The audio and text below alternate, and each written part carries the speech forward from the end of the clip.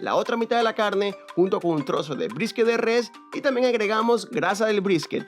Este último ingrediente le dará un toque especial a tus chorizos. Debes molerla con la máquina o pedirle a tu carnicero que te la muela antes de dártela. Mezcla las dos texturas de la carne y reserva en la nevera. Esta vez no te voy a dejar los ingredientes por aquí, te voy a dejar un enlace aquí abajito para que nos visites en nuestro blog escrito y veas todos los detalles de esta receta. Ahora llegó la parte divertida, medir los condimentos. Trata de ser lo más preciso posible y verás cómo vas a triunfar con estos chorizos. Nosotros no usamos medidas exactas de cada ingrediente en esta ocasión, lo que hicimos fue tratar de agregar un poco de todo en las mismas proporciones hasta cumplir con el peso requerido por la tabla de ingredientes. Te dejaré un link aquí abajo donde podrás encontrar esa maravillosa página. Y después que tienes todo ya bien calculado, medido y sabiendo todas las proporciones que necesitas, vamos a la acción. Si quieres ver el video completo, ya lo tienes en YouTube y en Facebook.